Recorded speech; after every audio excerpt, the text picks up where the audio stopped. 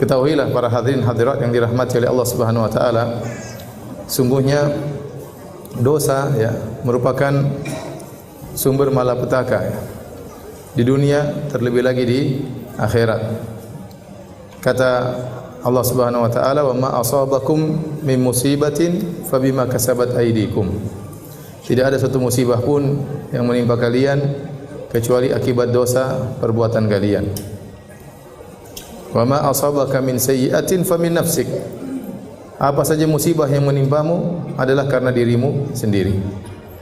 Oleh kerana dosa inilah yang menyebabkan Nabi Adam alaihissalam, nenek moyang kita, dikeluarkan dari surga. Seandainya Nabi Adam tidak berdosa, maka dia tidak akan dikeluarkan dari surga. Akan tetapi Allah mentakdirkan dengan hikmah yang Allah kehendaki, sehingga nenek moyang kita Adam dan istrinya Hawa melakukan dosa dan akhirnya dikeluarkan dari surga. Demikian juga dosa-dosa inilah yang menjadikan seorang terhalang untuk masuk surga di kemudian hari.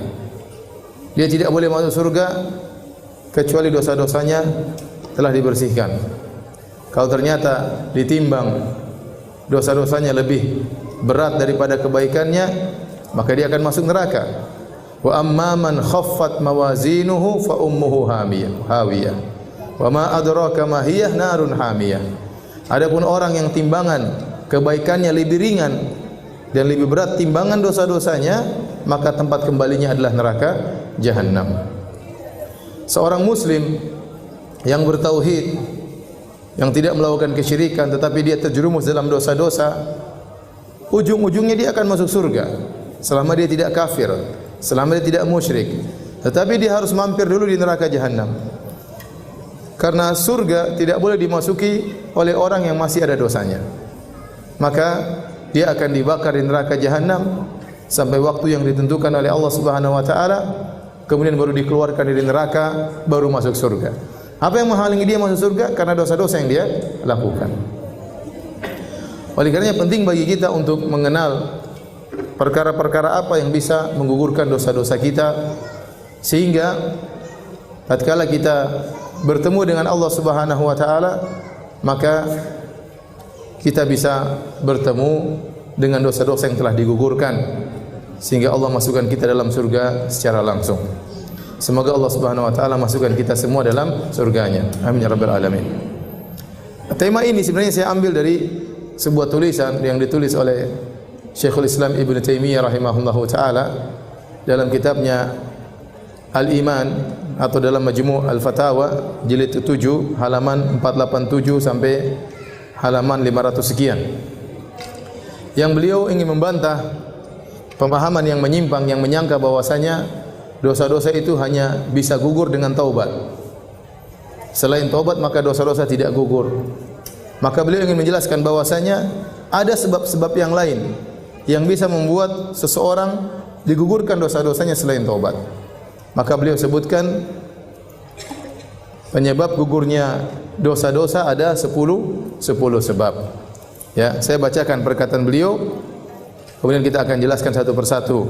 Kata beliau rahimahullahu taala, "Qad dallat nususul kitabi wa sunnah ala anna uqubatadz dzunubi tazulu 'anil 'abdi binahwi 'asyrati asbabin."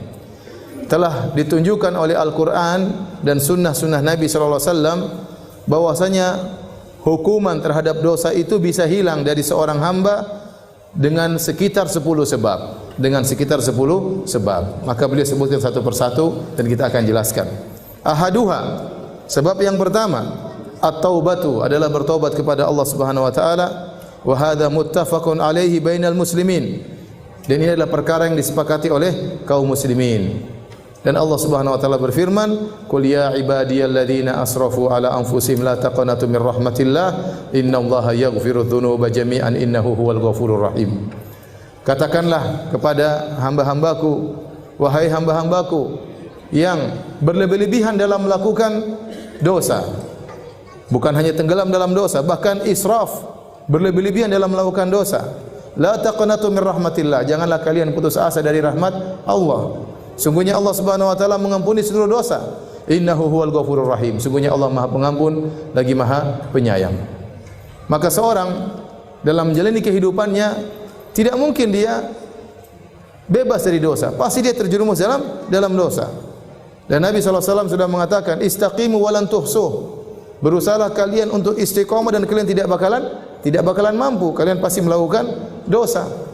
Ya, seorang berusaha lurus, tapi bagaimanapun dia berusaha untuk lurus, dia bukan malaikat, dia bukan para nabi. Dia pasti terjerumus dalam dosa. Ya, tergantung banyak atau sedikit, tapi dia pasti terjerumus dalam dosa. Apalagi kita bicara zaman sekarang, siapa yang mau selamat dari dosa? Zaman sekarang, ya. Zaman now kata orang ya. Zaman media sosial ya. Dosa mata kita lakukan, dosa pendengaran kita lakukan, dosa bicara, komentar yang tidak-tidak, ngejek orang, merendahkan orang, mencari-cari kesalahan orang, belum dosa yang berkaitan dengan hati. Banyak sekali dosa yang kita lakukan tiap hari. Siapa yang bisa selamat dari dosa pandangan? Saya katakan kalau ada seorang pemuda yang bisa menjaga pandangannya di zaman sekarang, dia wali di antara wali-wali Allah Subhanahu wa taala. Siapa yang bisa selamatkan dirinya dari dosa pandangan? Oleh karenanya, seorang tatkala terjerumus dalam dosa, maka hendaknya dia bertobat kepada Allah Subhanahu wa taala. Dan dia harus husnudzon kepada Allah. Allah yang mengatakan, "La taqnatu min rahmatillah." Janganlah kalian putus asa dari rahmat Allah Subhanahu wa taala. Saya selalu memberikan analogi atau logika. Saya katakan dalam hadis Nabi SAW menyebutkan bahwasanya Allah lebih sayang kepada hambanya daripada seorang ibu terhadap anaknya. Suatu hari Rasulullah SAW bersama para sahabat, tiba-tiba ada seorang ibu yang kehilangan anaknya. Ibu ini mencari-cari anaknya, kehilangan anaknya. Dan kita tahu bagaimana perasaan seorang ibu yang kehilangan anaknya. Karena dalam kondisi perang, dia cari anaknya, akhirnya dia ketemu. Waktu dia ketemu dengan anaknya setelah beberapa saat hilang, tentunya di saat itulah puncak-puncak kasih sayang seorang ibu terhadap anaknya. Apalagi anaknya baru saja hilang. Maka dia langsung dekap anaknya, lalu dia susui anaknya. Dan ini dilihat oleh para sahabat. Maka Nabi berkata kepada para sahabat tatkala ada pemandangan seperti ini, kata Nabi, "Atarawna anna hadhihi talidatun waladaha finnar?" Wahai para sahabatku, apakah menurut kalian wanita ini, ibu ini akan melemparkan anaknya ke dalam api? Tentu tidak ya Rasulullah. Bagaimana dia melemparkan anaknya sementara dia sangat sayang sama anaknya? Sementara dia baru cari-cari anaknya dan tidak ada kasih sayang di alam semesta ini yang paling besar kecuali kasih sayang seperti kasih sayang seorang ibu terhadap anaknya. Lebih daripada kasih sayang seorang anak terhadap orang tuanya. Lebih daripada kasih sayang seorang bapak terhadap anaknya. Lebih dari kasih sayang seorang teman terhadap kawannya, seorang suami terhadap istrinya, seorang istri terhadap suaminya. Kasih sayang paling besar adalah ibu terhadap anaknya. Terlebih lagi anaknya baru saja hilang. Kemudian sang ibu mendekapnya dengan luar biasa. Maka Nabi mengatakan, apakah menurut kalian ibu ini akan melemparkan anaknya di api? Kata para sahabat, tentu tidak. Maka Nabi SAW mengatakan, "Lallahu arhamu bi ibadihi min hadhi bi waladiha." Allah lebih sayang kepada hamba-hambanya daripada ibu ini terhadap anaknya. Jadi para hadirin, seorang kalau melakukan dosa segera kembali. Coba kalau kita orang tua, anak kita nakal, mungkin kita marah, mungkin kita jewer. Kalau dia pergi keluar rumah, mungkin kita usir, tapi kita bersedih. Dan kita ingin dia kembali. Kalau dia kembali, kira-kira kita terima taubatnya atau tidak? Kita pasti terima. Kita pasti terima, meskipun tadi sudah kita jewer, sudah kita omelin, sudah kita marahin, sudah kita usir bahkan. Tapi kalau dia kembali, namanya seorang ibu pasti akan mendekap anak tersebut. Bisa jadi seorang melakukan dosa, Allah kasih teguran, Allah kasih musibah. Ya. Tapi kalau dia kembali kepada Allah, Allah pasti akan terima taubatnya. Kenapa? Karena Allah lebih sayang kepada sang hamba daripada ibu terhadap anaknya. Jadi seorang tatkala bermuamalah dengan Allah, dia harus husnudzon kepada Allah. Kata Allah dalam hadis qudsi, "Ana 'inda dhanni 'abdi bi." Sungguhnya aku menurut persangkaan hambaku terhadap diriku. Falyadhunna 'abdi ma syaa. Maka hendaknya sang hambaku berprasangka kepadaku terserah yang dia sukai. In dhanna khairan, kalau dia berprasangka baik, falahu, maka bagi dia kebaikan. Wa in dhanna syarran falahu, kalau dia berprasangka buruk kepadaku, bagi dia keburukan. Maka seorang ya tatkala melakukan dosa segera kembali kepada Allah, karena syaitan akan datang menyatakan, ngapain kau bertobat? Masih banyak dosa-dosamu. Nanti kau kembali lagi. Ya, percuma kau bertobat sekarang, itu cuma tobat sambal. Ya. Nanti kau akan ulangi lagi, seakan-akan kau ngejek Allah. Begitu setan datang, tapi jangan dengarkan perkataan setan. Kita kembali aja. Kalau kita lakukan nanti urusan belakangan, sekarang kita taubat kepada Allah Subhanahu wa taala. Karena Nabi SAW paling sering bertobat. Nabi SAW paling sering beristighfar. Jadi yang pertama yang bisa menggugurkan dosa adalah taubat. Maka di antara orang yang paling bahagia adalah orang yang dia diberi taufik oleh Allah untuk bertobat sebelum meninggal dunia. Sebelum meninggal dunia. Bisa jadi dia melakukan dosa begitu banyak. Sebelum meninggal dunia dia bertobat, maka seluruh dosa-dosanya akan digugurkan. Lihatlah kisah para penyihir Firaun yang mereka bertahun-tahun jadi penyihir, melakukan kesyirikan. Kemudian tatkala mereka berduel dengan Nabi Musa alaihissalam, ternyata mereka sadar tatkala itu. Faulqiya saharatu sujada, mereka kemudian sujud kepada Allah Subhanahu wa taala. Qalu amanna bi rabbi Musa wa Harun, bi rabbi Harun wa Musa. Kata mereka, kami beriman kepada Tuhannya Harun dan Tuhannya Musa alaihissalam. Akhirnya Firaun pun marah. Firaun pun membunuh mereka. Mereka beriman cuma sebentar. Tidak sampai satu siang. Tidak mungkin tidak sampai setengah hari. Mereka beriman lantas dibunuh oleh Firaun, dan mereka masuk surga. Kenapa? Sebelum meninggal mereka diberi taufik oleh Allah untuk bertobat kepada Allah Subhanahu wa taala. Lihatlah kisah yang disebut oleh Nabi tentang pembunuh 100 nyawa. Setelah dia membunuh 99 nyawa, kemudian dia ingin bertobat, dalam hatinya ingin bertobat. Dan demikian para pelaku maksiat. Terkadang dalam hatinya ingin apa? Bertobat. Padahal dia sudah bergelimang dalam kemaksiatan. Ya. Saya tanya sama antum, sama ibu-ibu sekalian, bapak-bapak, membunuh orang dosanya lebih besar atau makan riba? Membunuh orang dosanya lebih besar. Ya, dia bukan bunuh satu orang, dia bunuh 99 orang. Lebih besar mana dosanya, berzina atau membunuh orang? Membunuh orang lebih besar dosanya. Apalagi bukan satu orang, dia bunuh 99 orang. Dia ini orangnya sangat emosional, temperamental. Maka dia mencari seorang alim untuk ditanya. Ternyata dia bertemu dengan seorang yang ahli ibadah. Dia bertanya, wahai ahli ibadah, saya sudah membunuh 99 orang. Apakah dosa saya masih bisa diterima tobatnya? Masih bisa diampuni? Maka ahli ibadah ini, dia berfatwa tanpa ilmu. Dia berfatwa pakai perasaan dia. Ini orang sudah kejam dan sadis, 99 orang sudah dia bunuh. Kata dia tidak bakalan diterima. Akhirnya orang ini jengkel, dibunuhlah ahli ibadah tadi. Sekalian 100. Berarti menunjukkan dia temperamental. Gara-gara dengar fatwa salah dia jengkel, dia bunuh sekalian. 100 orang dia bunuh. Maka dia cari lagi orang yang alim. Ketemulah orang alim. Maka ditanya sama orang alim tersebut, apakah saya masih bisa terima taubatnya setelah membunuh 100 nyawa? Kata orang alim tersebut, masih bisa. Tapi pergilah engkau ke negeri yang lain. Beribadahlah kepada Allah dengan penduduk negeri di situ. Ini orang alim, berfatwa dengan ilmu, bukan dengan perasaan.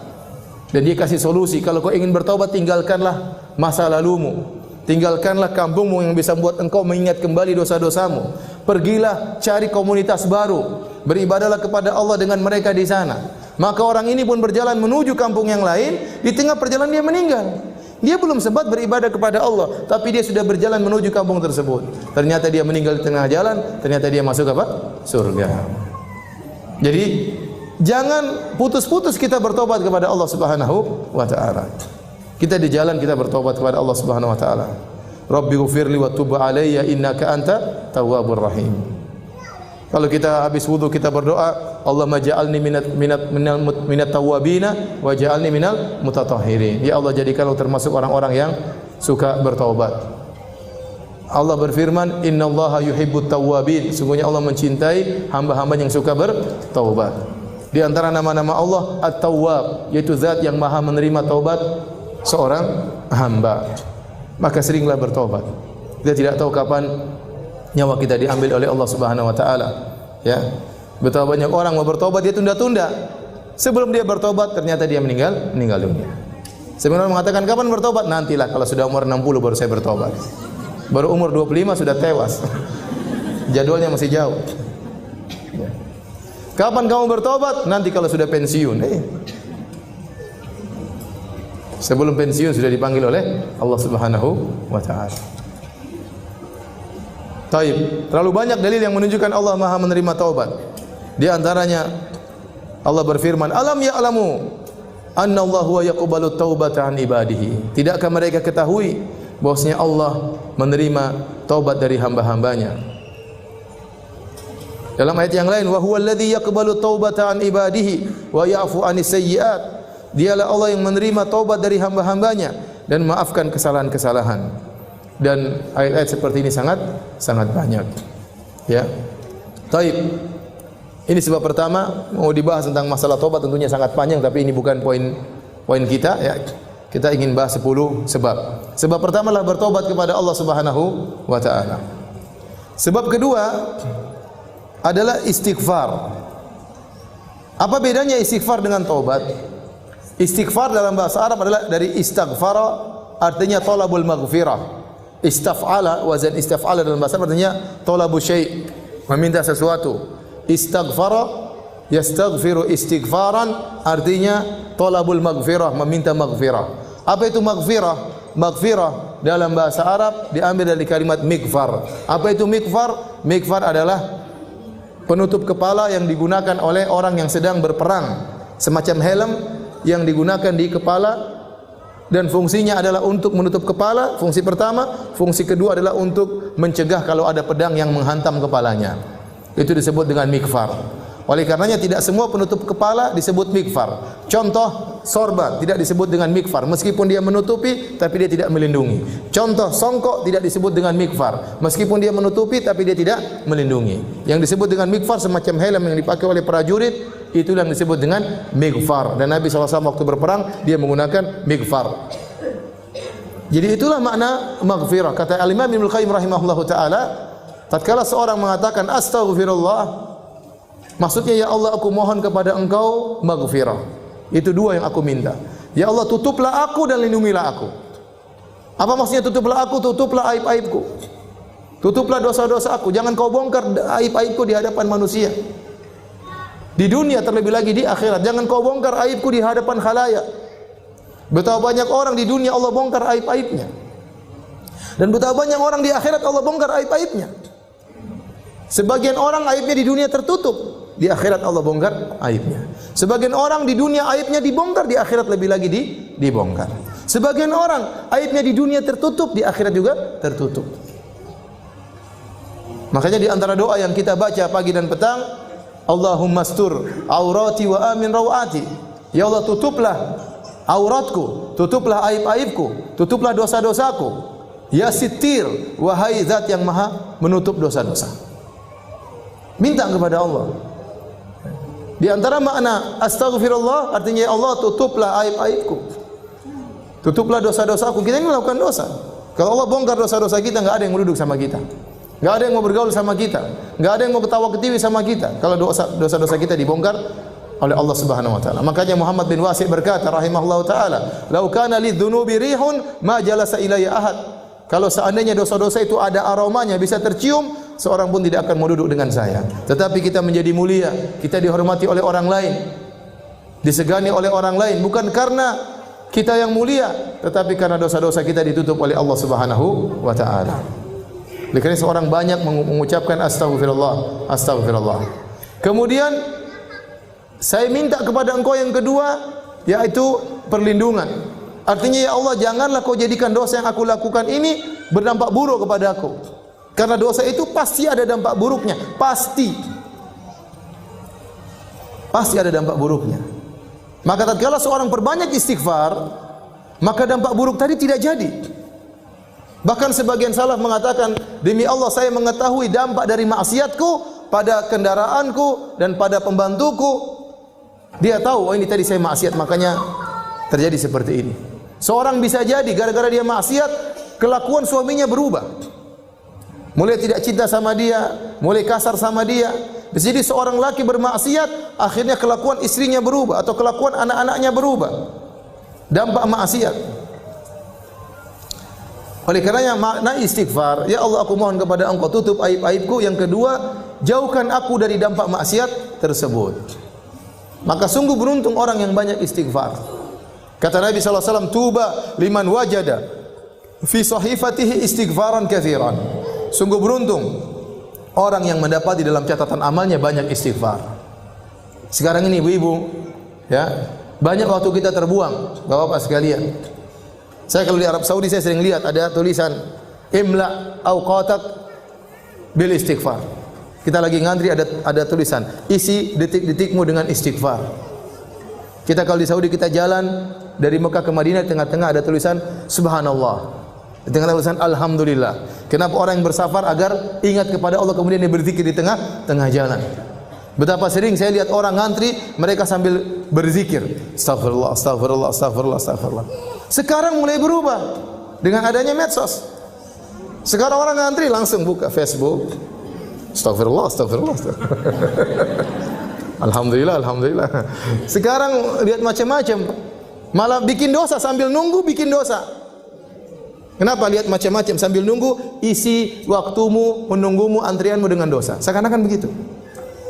Lihat berita macam-macam, lihat berita hoax, lihat komentar-komentar, cari-cari kesalahan orang, ikut nge-share keburukan, ikut komentar keburukan, ikut nyakitin hati orang lain, nuduh yang tidak-tidak, ikut sebar berita bohong, ikut mendengar berita-berita ghibah, ikut baca berita-berita ngerumpi, melihat aurat orang lain.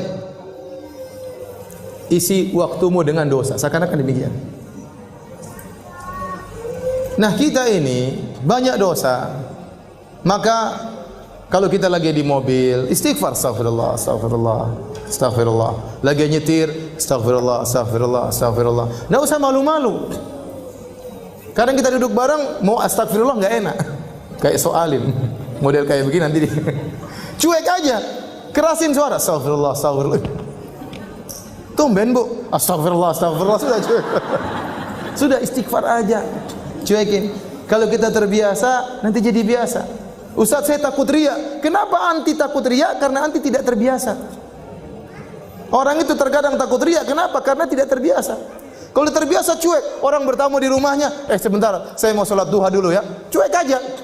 Tapi kalau wah, itu berarti karena dia tidak biasa sholat duha, makanya dia apa? Takut riya. Tapi kalau dia biasa cuek, dia enggak peduli dengan manusia, gelar saja dia Allahu Akbar. Tamu-tamunya ngobrol, biarin aja. Harus biasakan diri seperti itu. Ya.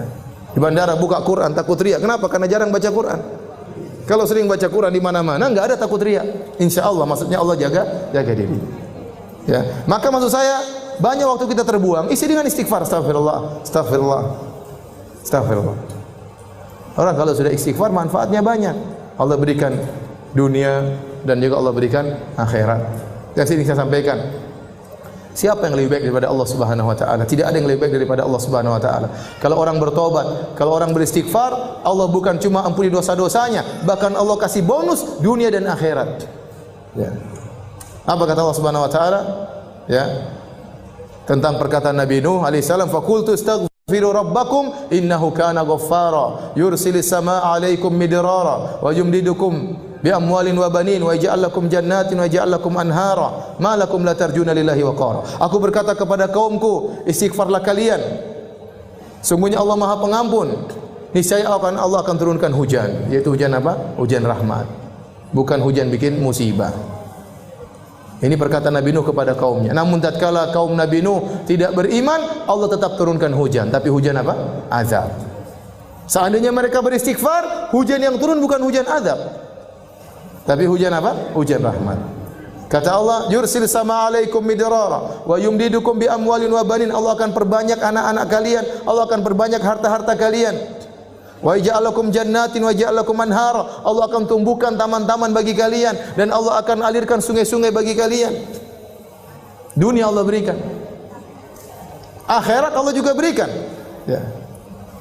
Ya ayyuhalladzina amanu tubu ila Allahi taubatan nasuha. Asa rabbukum ayyukaffira ankum sayyi'atikum wa yudkhilakum jannatin tajri min tahtihal anhar. Wahai orang yang beriman, bertobatlah kepada Allah dengan taubat yang nasuha. Niscaya Allah akan hapuskan dosa-dosa kalian. Apakah titik? Belum, masih koma. Ada kelanjutannya. Wa yudkhilakum jannatin tajri min tahtihal anhar. Allah masukkan kalian ke dalam surga yang mengalir di bawahnya sungai-sungai.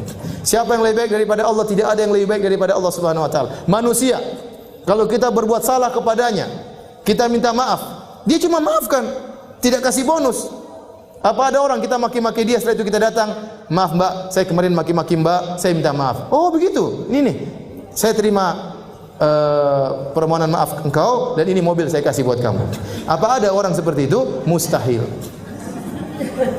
Tapi Allah Subhanahu wa taala, kalau kita dosa kepada Allah, kita maksiat, kita bangkang perintahnya, kita melanggar larangannya terang-terangan, kemudian kita kembali kepada Allah, ternyata Allah kasih dunia, turunkan hujan, Allah berikan rezeki, berikan anak-anak, Allah bukakan taman-taman, Allah alirkan sungai-sungai, di akhirat Allah masukkan surga.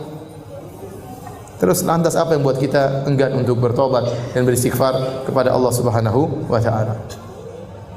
Nah, apa bedanya istighfar dengan taubat? Karena Syekhul Islam Taimiyah menjadikan dua sebab. Sebab pertama taubat, sebab kedua apa? Istighfar.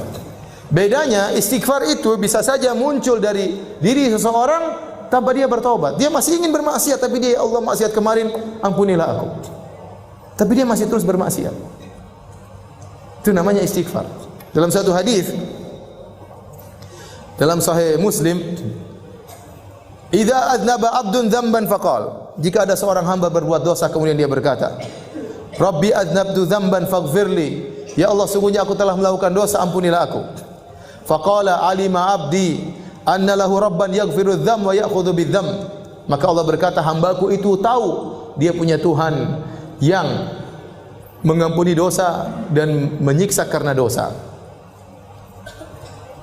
Ghafartu li 'abdi, saya ampuni hambaku tersebut. Summa makatha masya Allah, kemudian dia berhenti dari dosa. Summa adnaba dzamban akhar, kemudian dia dosa lagi. Orang kadang gitu kan, bertobat, istighfar, berhenti dulu. Minggu depan ulangi lagi. Bulan depan ulangi lagi. Waktu dia berdosa lagi, dia berkata lagi, Rabbi gfirli, ya Allah ampunilah aku. Allah berkata lagi, alima abdi anna lahu rabban yaghfiru dzam wa ya'khudhu bidzam, hambaku tahu dia punya Tuhan yang mengampuni dosa-dosa, makanya dia minta ampun. Dan dia tahu bahwasanya Tuhannya akan mengazabnya kalau dia tidak bertobat, tidak istighfar. Kata Allah, qad ghafartu li abdi, aku telah ampuni hambaku ini. Summa makatha masya Allah, kemudian dia beberapa waktu tidak maksiat. Summa adnaba dzamban akhar, kemudian maksiat lagi. Dia bilang lagi, Rabbi ghfirli, ya Allah ampunilah aku. Kata Allah, sungguhnya hambaku tahu dia punya Tuhan yang mengampuni dosa-dosa dan menyiksa dengan dosa. Aku ampuni dosa-dosanya. Kemudian dia maksiat lagi, beristighfar lagi. Kata Allah, falyaf'al 'abdi ma syaa, silakan hambaku melakukan yang dia kehendaki. Artinya apa? Selama dia berdosa dia bertobat, selama dia berdosa dia kembali kepada Allah, maka Allah akan terus mengampuninya. Allah akan terus mengampuninya. Ini bisa jadi seorang dia istighfar tapi dia tidak meninggalkan dosanya. Dia tidak meninggalkan maksiatnya. Oleh karenanya taubat, ya, pintu penggugur dosa sendiri, istighfar pintu penggugur dosa sendiri. Istighfar itu doa sebenarnya. Ya Allah ampuni dosaku yang kemarin. Tapi dia belum bertobat, dia masih mau melakukannya lagi. Tentunya istighfar yang sempurna, istighfar disertai dengan apa? Taubat. Istighfar disertai dengan taubat. Kenapa tatkala seorang istighfar, maka akan timbul dalam hatinya takut kepada Allah, khasyah kepada Allah, inabah kembali kepada Allah Subhanahu wa taala. Amalan-amalan hati yang luar biasa ini merupakan sebab dosa-dosanya digugurkan oleh Allah Subhanahu wa taala. Ya. Makanya Nabi sering menggabungkan keduanya. Astaghfirullah wa atubu ilaihi. Rabbi ghfirli wa tub alayya. Ya Allah, ampunilah aku dan terimalah taubatku. Yang terbaik adalah menggabungkan istighfar dengan apa? Taubat. Tapi terkadang seorang hanya istighfar, dia tahu dia belum bisa bertobat, masih tenggelam dalam maksiat. Makanya di antara doa zikir pagi petang, abu'u bi ni'matika alayya wa abu'u bi dzambi. Dalam zikir doa pagi petang, seorang berdoa, ya Allah, aku mengakui nikmat yang kau berikan kepadaku dan aku mengakui dosa yang aku pikul, ya Allah. Artinya dosa ini mau saya lepaskan, saya belum bisa, ya Allah. Ada orang seperti itu. Dia tahu dia dosa dan dia istighfar, namun dia belum bisa meninggalkan dosa itu. Maka dia minta kepada Allah, ya Allah, aku akui dosaku ini. Aku belum bisa meninggalkannya, ampunilah dosa-dosaku. Seorang berusaha meninggalkan dosa-dosa, tapi ada kondisi-kondisi dia tidak bisa. Dia masih terus melakukannya. Tetap dia tatkala melakukan dosa, tetap dia mohon ampunan. Tetap dia mohon apa? Ampunan.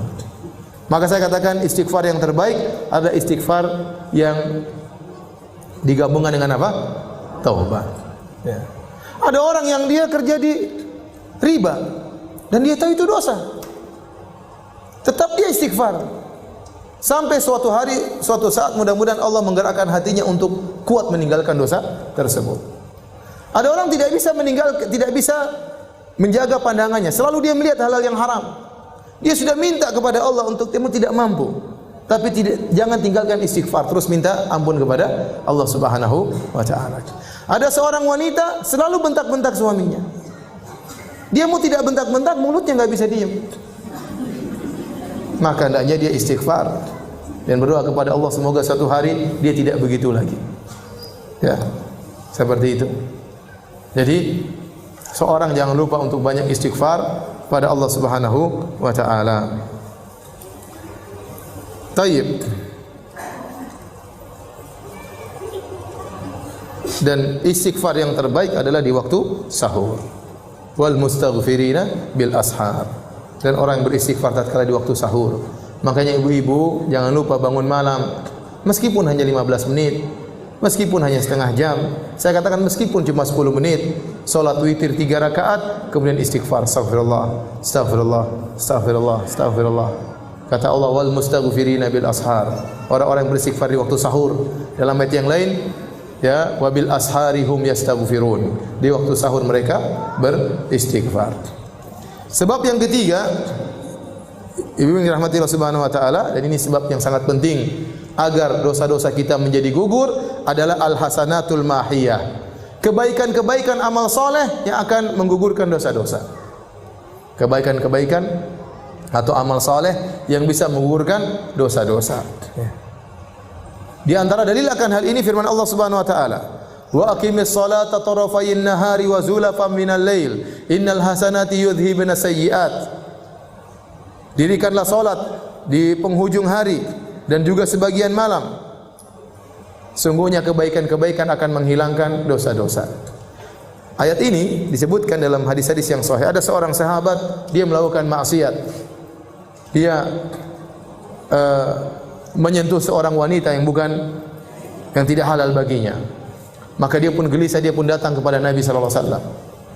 Dia mengatakan, Rasulullah, sungguhnya saya berada di ujung kota Madinah dan saya begini-begini terhadap seorang wanita. Dia mengakui dosa-dosanya. Fa aqim alayya haddan. Ya Rasulullah, tegakkan hukum had kepadaku. Ya, kalau dia zina ditegakkan hukum had, tapi dia tidak berzina, dia cuma mungkin mencium, cuma menyentuh, ya. Tapi tidak sampai berzina. Maka dia mengatakan, ya Rasulullah, tegakkan hukum had. Rasulullah SAW tidak menjawab. Kemudian diikomatkan salat, kemudian dia salat berjamaah bersama Nabi sallallahu alaihi wasallam. Setelah itu dia datang lagi kepada Nabi, maka Nabi mengatakan, sungguhnya dosa-dosamu telah diampuni dengan salatmu. Turun Nabi bacakan firman Allah ini, wa aqimis salata tarafayin nahari wa zulafan minal lail. Ya. Dirikanlah salat, ya. Innal hasanati yudhibna sayyi'at. Sungguhnya kebaikan-kebaikan akan menggugurkan dosa-dosa. Salat dia berjamaah itu ternyata menggugurkan dosa-dosanya. Tapi jangan salah paham, ya. Enggak apa-apa cium orang nanti salat jamaah selesai. Oh enggak. Orang ini datang dengan hati ketakutan, dengan inabah kembali kepada Allah, takut kepada siksa Allah.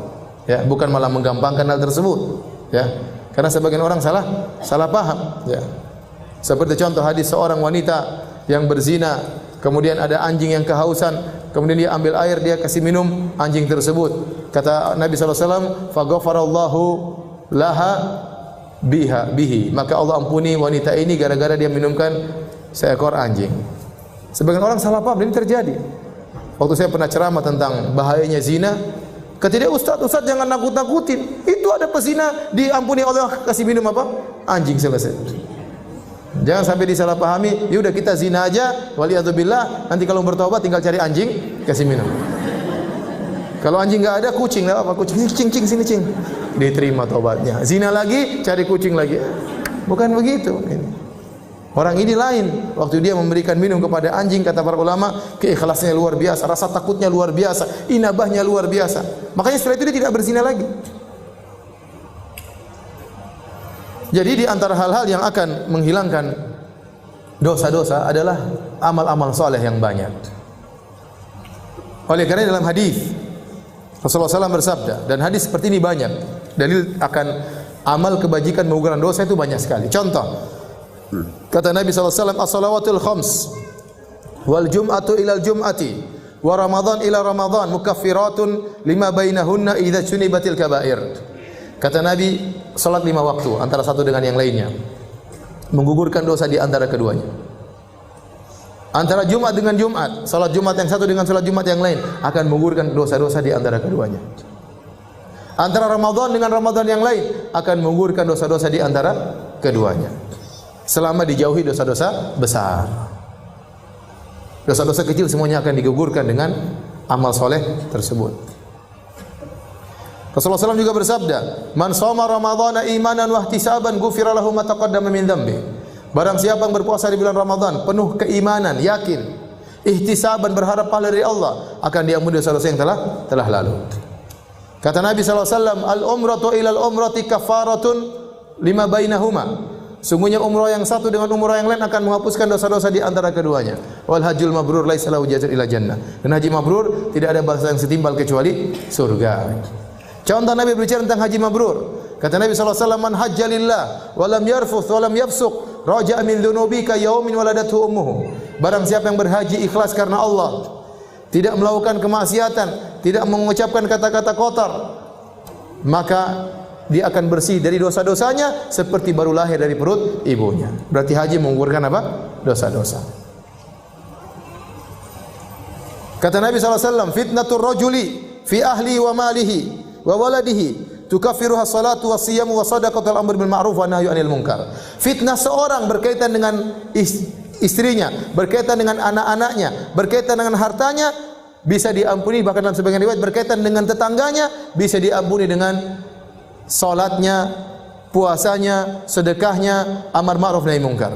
Apa maksudnya fitnah seorang dengan istrinya? Maksudnya dia melakukan dosa-dosa berkaitan dengan istrinya. Contoh, dia tidak menunaikan hak istrinya. Contoh, kalau dia punya istri lebih dari satu, dia lebih condong kepada salah satunya. Ini dosa-dosa berkaitan dengan apa? Istri. Contoh, dia suka menyakiti hati istrinya, dia menzalimi apa? Istrinya. Maka itu bisa digugurkan dengan salat, puasa, sedekah. Fitnah terhadap anaknya, contohnya saking cinta kepada anaknya, maka dia melakukan hal-hal yang dilarang oleh Allah Subhanahu wa taala. Saking cinta kepada anaknya minta apa saja dia kasih padahal dia tahu itu dilarang. Tapi dia berikan kepada anaknya. Saking cinta kepada anaknya, dia tidak menyuruh anaknya untuk salat ke masjid, takut anaknya marah-marah. Ini dosa, semuanya dosa. Dia tidak menunaikan hak anak. Contoh fitnah seorang terhadap hartanya, artinya hartanya telah memfitnahnya. Gara-gara dia punya harta sehingga dia lupa untuk beribadah, lupa untuk belajar ngaji, lupa untuk tahsin, lupa untuk salat. Kerjaannya jalan ke sana, jalan ke sini, keluruan sana, keluruan sini, berjalan-jalan ke sana ke sini, ngabisin duit, beli ini, beli anu, ngumpulin harta, sehingga dia melakukan dosa-dosa. Fitnahnya terhadap tetangganya, artinya apa? Dia melakukan dosa berkaitan dengan tetangganya, nyakiti tetangganya, atau kemudian dia bangga-bangga dengan tetangganya, saing-saingan dengan tetangganya. Maka ini semua bisa digugurkan dengan salat, puasa, sedekah, amar ma'ruf nahi munkar. Ini dalil bahwasanya amal soleh bisa menghilangkan apa? Dosa-dosa. Dalam hadis juga kata Nabi SAW, "Man a'taqa raqabatan mu'minatan a'taqallahu bikulli udwin minha udwan minhu minan nar." Barang siapa yang membebaskan seorang budak, maka Allah akan bebaskan dia dari neraka jahanam. Setiap bagian anggota tubuh dari budak tersebut yang dia bebaskan akan bebaskan anggota tubuhnya dari neraka jahanam. Nabi SAW juga bersabda, "As-sadaqatu tudfi'ul khati'ah kama yudfi'u al-ma'un nar." Sungguhnya sedekah itu akan menggugurkan dosa-dosa sebagaimana api menggugurkan atau menghilangkan, air menghilangkan api, sebagaimana air menghilangkan api. Baik. Ini dalil bahwasanya kita berusaha untuk beramal soleh sebanyak-banyaknya. Sampai-sampai ibu dirahmati Allah Subhanahu wa taala, Bapak sekalian. Kalau ternyata seorang punya amal soleh yang luar biasa, amal soleh yang sangat banyak, maka kalau dia melakukan dosa-dosa, maka Allah tidak akan anggap dosa-dosa tersebut. Rajin salat, dia berbakti kepada orang tua, berbakti kepada suami, rajin sedekah, salat malam, banyak amal solehnya, maka dosa-dosanya tidak akan dianggap oleh Allah Subhanahu wa taala. Oleh karena Nabi bersabda dalam satu hadis tentang masalah taharah. Kata Nabi sallallahu alaihi wasallam, "Idza balagal ma'u kullataini lam yahmilil khabath." Kalau air sudah mencapai 2 kullah itu kira-kira 200 liter, maka tidak akan mengandung najis. Artinya apa? Kalau ada najis jatuh kecil-kecil, tidak akan terlihat, tidak akan teranggap. Kenapa? Karena airnya terlalu banyak. Nah, kata para ulama bahwasanya amal soleh seperti air yang bersih. Dosa-dosa itu seperti najis. Lihatlah kisah seorang Arab Badui yang dia datang ke masjid kemudian dia kencing di masjid. Maka Nabi suruh apa? Nabi suruh ambil air seember, fauhriqo alaih. Kemudian Nabi tumpahkan air seember kepada najis tersebut. Najis tersebut kotor tetapi hilang karena air di ember banyak. Maka seorang kalau pahalanya banyak, amal solehnya banyak, ada dosa-dosa tidak dianggap oleh Allah Subhanahu wa taala. Dan dalil yang paling kuat akan hal ini kisah Hatib bin Abi Balta'ah radhiyallahu ta'ala anhu. Hatib bin Abi Balta'ah salah seorang dari sahabat Al-Badri yang dia ikut dalam perang Badar. Dan dia bukan panglimanya perang Badar, bukan pemimpinnya perang Badar, cuma salah satu anggota dari pasukan perang Badar. Sehingga kalau kita baca cerita tentang perang Badar, tidak disebutkan tentang kepahlawanan dia, karena dia bukan yang masyhur tatkala dalam perang Badar, tapi dia salah satu dari 315 orang yang ikut dalam perang Badar. Perang Badar terjadi pada tahun 2 Hijriah. Tahun berapa Ibu? 2 Hijriah.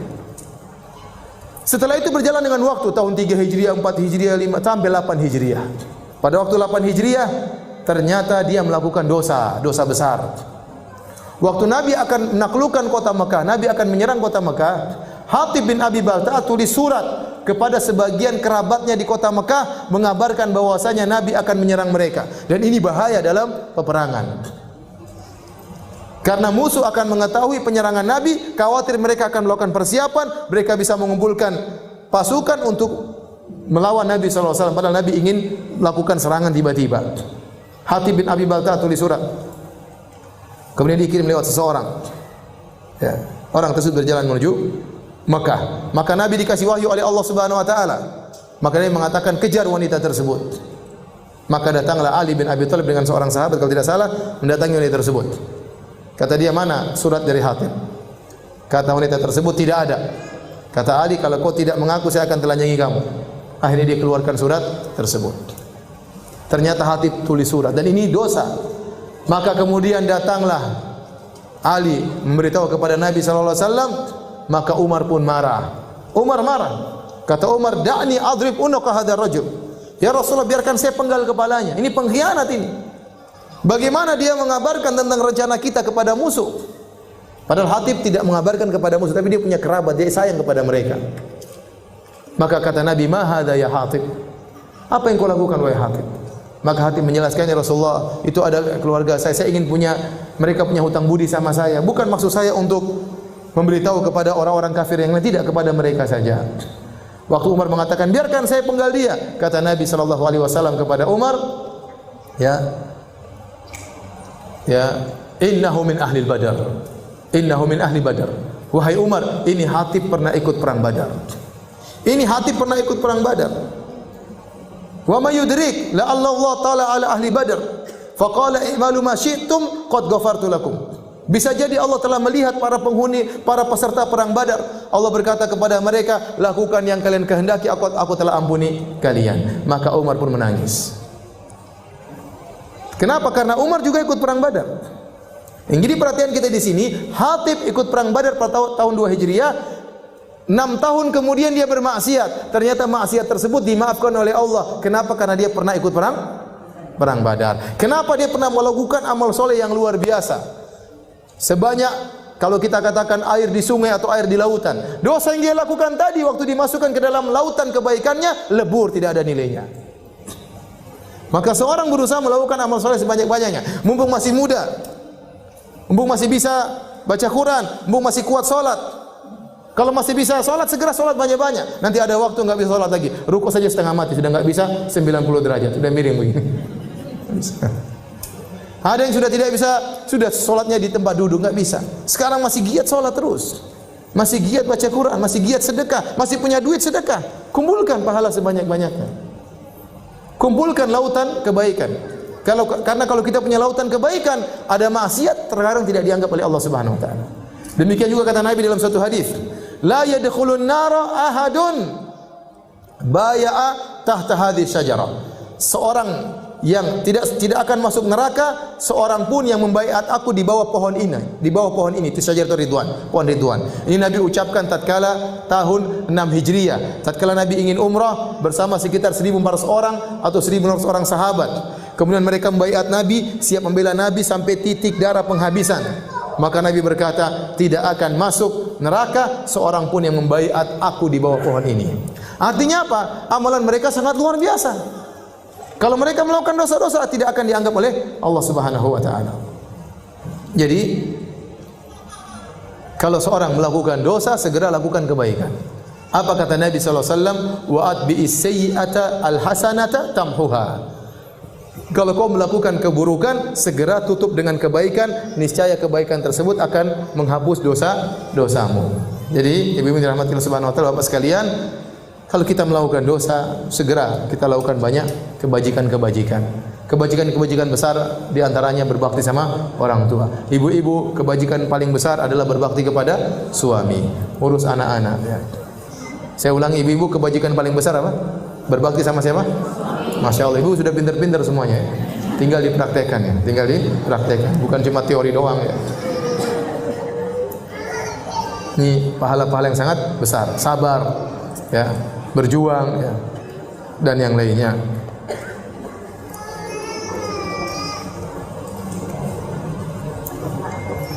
Oleh karena dalam hadis juga disebutkan, kalau orang banyak melakukan salat sunnah, kebaikan-kebaikan, akan menutup kekurangannya dalam salat fardu. Ya. Kata Nabi SAW dalam satu hadis, inna awwala ma yuhasabu alaihi al-abdu min amali yaumal qiyamah as-salat. Yang pertama kali dihisab oleh seorang hamba dari amal solehnya adalah salat. Fa in akmalaha, kalau dia sempurnakan salatnya maka sungguh indah amalannya. Wa illa, kalau tidak, ternyata salatnya ada kurang-kurangnya, tidak sempurna, qila, maka dikatakan unduru hal lahu min tatawwu'in, lihatlah apakah ada salat sunnahnya. Fa in kana lahu tatawwu'un ukmilat bihil fariidhah. Kalau dia ternyata punya pahala salat sunnah, maka untuk menambal kekurangan salat fardunya. Dia terkadang salat fardu tidak khusyuk, terkadang pikiran kemana-mana, terkadang cepat-cepatan, terkadang sambil tahan buang angin, ya, macam-macam. Terkadang imamnya baca apa, pikirannya kemana, ya. Nah, ini kekurangan-kekurangan dalam salat ini. Kalau kita banyak salat sunnah akan nambalin kekurangan dalam salat fardu. Makanya ibu-ibu jangan malas salat sunnah, ibu-ibu. Salat rawatib jangan ditinggalkan, salat duha jangan. Ibu-ibu kerjaan apa sih? Kalau bapak-bapak mungkin banyak kerjaan lupa salat, wajar. Ibu-ibu apa kerjaannya? Coba. Saya tanya kerjanya apa, jangan marah. Kerjanya apa? Ibu rumah tangga. Bapak jelas kerjaannya, keluar pagi, pergi kantor, sampai di sana urusan banyak, diomelin sama bos. Ibu-ibu apa kerjaannya? Banyak ya, alhamdulillah ya.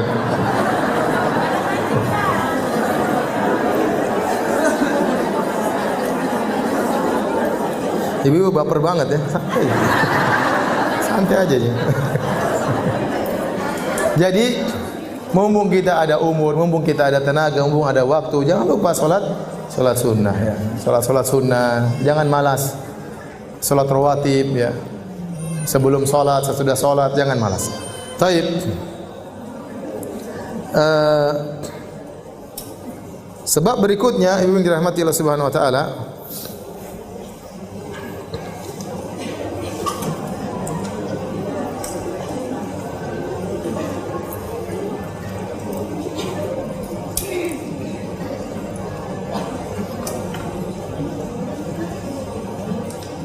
tadi sebab yang keberapa?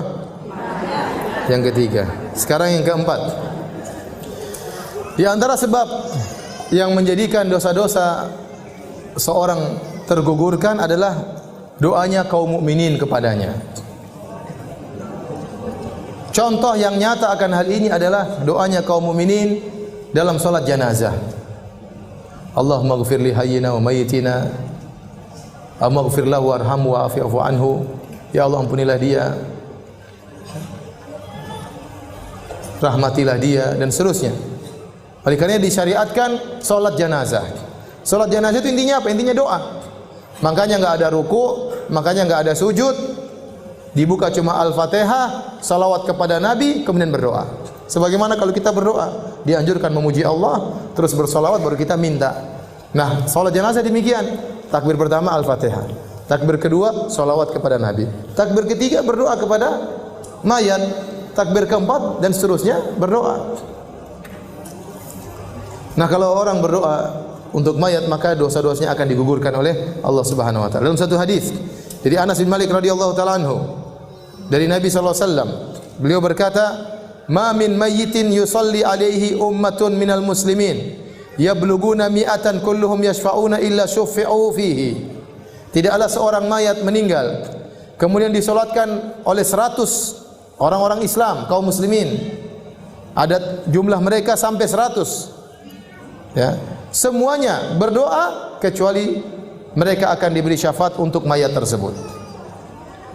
Jadi mayat ini akan digugurkan dosa-dosanya.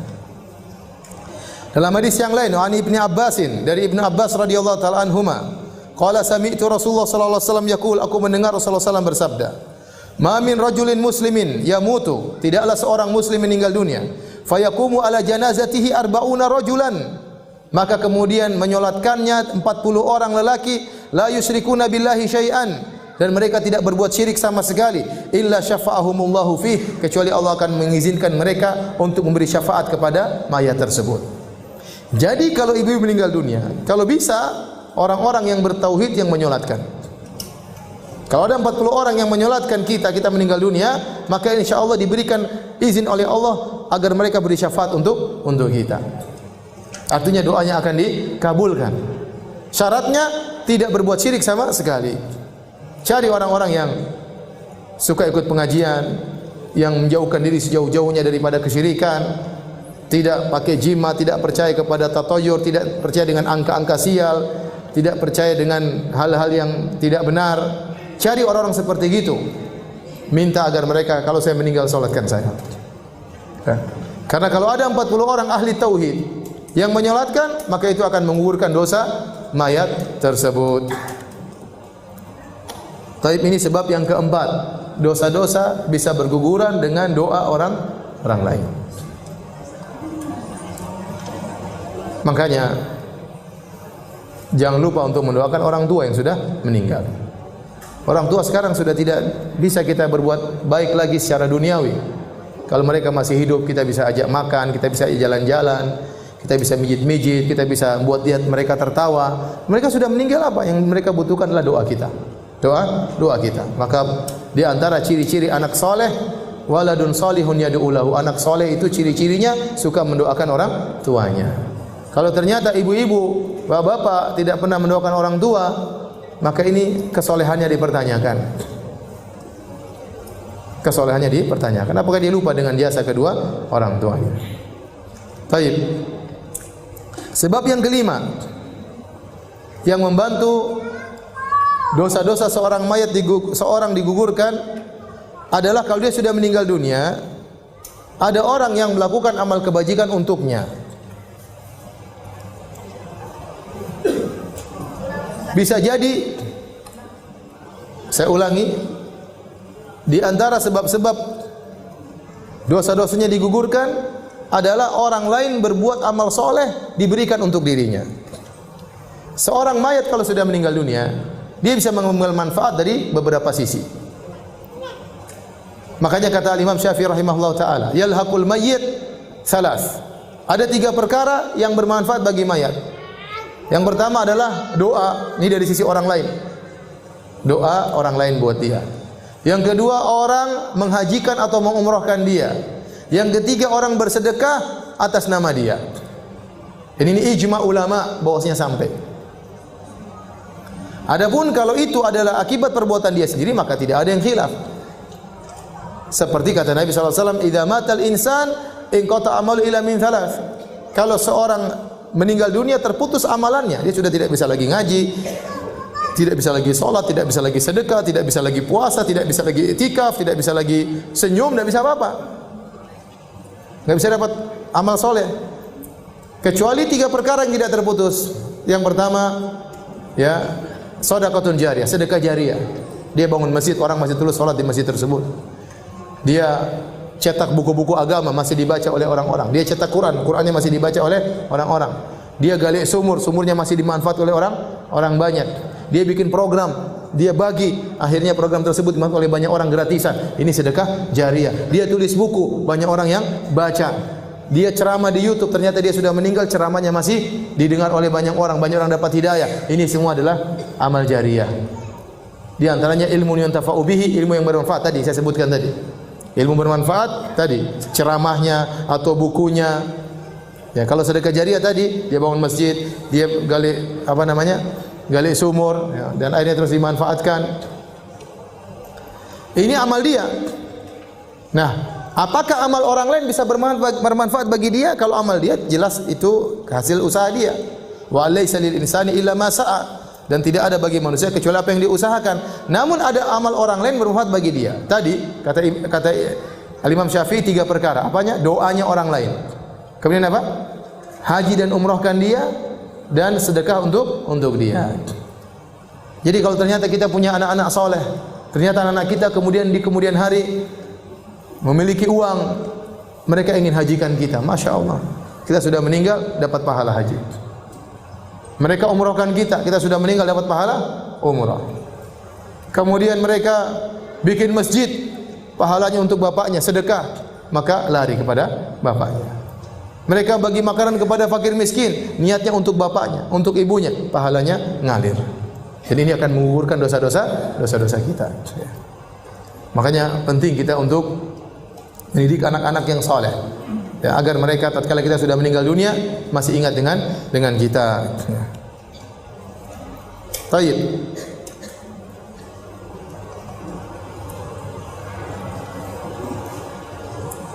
Tadi sebab yang keberapa? Sekarang sebab yang keenam, dosa-dosa bisa digugurkan adalah syafaat Nabi sallallahu alaihi wasallam. Syafaat Nabi sallallahu alaihi wasallam. Terlalu banyak dalil-dalil yang menunjukkan Nabi memberi syafaat kepada umatnya. Kata Nabi sallallahu alaihi wasallam, "Syafaati li ahlil kabairi min ummati." Syafaatku untuk para pelaku dosa besar dari umatku. Namun ada syaratnya, seorang pelaku dosa besar bisa mendapatkan syafaat Nabi. Dia tidak boleh melakukan kesyirikan.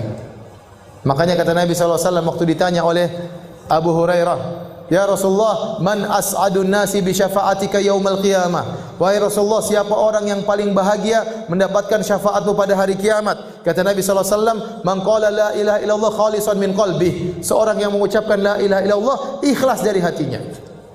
Maka seorang semakin tidak ingin dipuji oleh orang lain, seorang yang semakin menyembunyikan amalannya, seorang yang tidak suka men-share amal solehnya, seorang yang suka menutupi amal solehnya, seorang semakin jauh dari harapan untuk disanjung oleh orang lain, maka dia paling bahagia untuk mendapatkan syafaat Nabi sallallahu alaihi wasallam. Tapi kalau ternyata dia melakukan kesyirikan, dia riya, dia ujub, pamer amal solehnya, cerita ke sana sini, setiap apa yang dilakukan dia share di media sosial agar semua orang tahu, maka ini dia kurang mendapatkan syafaat Nabi sallallahu alaihi wasallam. Dalam hadis yang lain kata Nabi sallallahu alaihi wasallam, "Ikhtaba'tu da'wati syafa'atan li ummati yaumal qiyamah, fahiya na'ilatun insyaallah man mata min ummati la yusyriku billahi syai'a." Aku menyisakan doaku yang pasti dikabulkan sebagai syafaat bagi umatku. Niscaya syafaatku ini akan mengenai seluruh orang yang meninggal dari umatku yang tidak berbuat syirik sama sekali kepada Allah Subhanahu wa taala. Makanya anti kalau ingin dapat syafaat, Bapak ingin dapat syafaat dari Nabi sallallahu alaihi wasallam, jangan melakukan apa? Kesyirikan. Nah, kalau Nabi sudah beri syafaat, dosa-dosa bisa gugur. Makanya Nabi berkata, "Syafaati li ahlil kabairi min ummati." Syafaatku untuk pelaku dosa besar dari umatku. Berarti dosa-dosanya bisa gugur gara-gara syafaat Nabi sallallahu alaihi wasallam. Semoga Allah menganugerahkan kepada kita syafaat Nabi sallallahu alaihi wasallam. Allahumma syafi'hu fina. Amin ya rabbal alamin. Taib. Sebab yang ketujuh.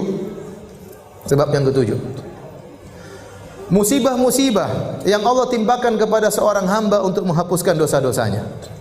Dan ini terlalu banyak dalilnya.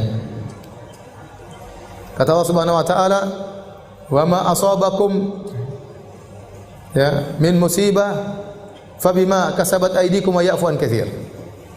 Tidak ada satu musibah pun yang menimpa kalian kecuali akibat perbuatan kalian. Wa ya'fu an katsir, dan Allah banyak mengampuni dosa-dosa kalian.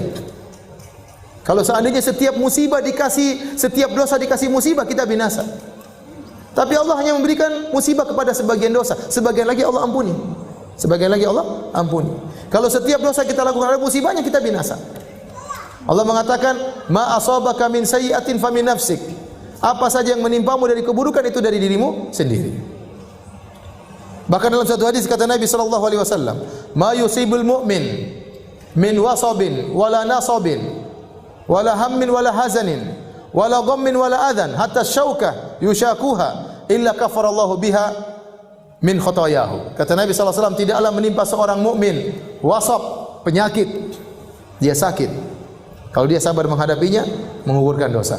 Wala nasabin, dia lelah, letih, capek, maka itu juga akan menghapuskan dosa-dosanya. Wala hazanin, wala hammin, suatu yang dia khawatirkan di depan nanti bagaimana. Perasaan kekhawatiran tersebut, kalau dia sabar menghadapinya, akan menghapuskan dosa-dosa. Wala hazanin, dia ditimpa dengan apa? Kesedihan masa lalu, susah untuk dia lupakan. Wala ghammin, kegelisahan dalam dirinya. Wala adan, suatu apapun yang mengganggunya, sampai duri yang menusuknya, kecuali akan menggugurkan dosa-dosanya. Jadi semua yang perkara yang tidak kita sukai, kalau menimpa kita kemudian kita menghadapinya dengan baik, maka akan menggugurkan seluruh dosa-dosa kita. Sampai masalah sedih, seorang sedih. Bahkan seorang terkadang dia bingung, saya kenapa ini, kok saya gelisah, kok saya sedih, perasaan saya tidak melakukan dosa. Dia pasti melakukan dosa, cuma dia lupa mungkin. Terkadang Allah cuma kasih musibah apa? Kegelisahan, kesedihan, untuk menggugurkan dosa-dosanya. Allah tidak berikan dia musibah besar, meninggal anaknya, suaminya ketabrak mobil, enggak. Cuma apa? Kesedihan, kegelisahan. Maka hadapi dengan tenang, itu menggugurkan apa? Dosa-dosa. Allah kasih sakit, sakit yang tidak parah-parah, sakit, Allah kasih sakit untuk menggugurkan dosa-dosanya. Ya. Dalam satu hadis kata Nabi SAW mengatakan, la tasubbil humma, hadis sahih riwayat Imam Muslim. La tasubbil humma, janganlah engkau mencela demam. Fa innaha tudhibu khataya bani Adam kama tudhibul kir kama yudhibul kir khabathal hadid. Kata Nabi SAW, jangan kalian mencela demam, karena demam itu akan menggugurkan dosa-dosa anak Adam sebagaimana alat pandai besi menghilangkan karatan besi. Makanya kita juga tidak, kalau kita sakit sudah hadapi dengan baik. Demam menggugurkan dosa-dosa. Sakit gigi menggugurkan dosa-dosa. Apalagi sakit hati. Dosa-dosa. Bukankah disunahkan kalau kita menjenguk orang sakit, kita ucapkan apa? Tahurun insyaallah. Artinya semoga penyakitmu ini menggugurkan dosa-dosa. Jadi semua yang kita rasakan itu, kesedihan itu menggugurkan apa? Dosa-dosa. Ya.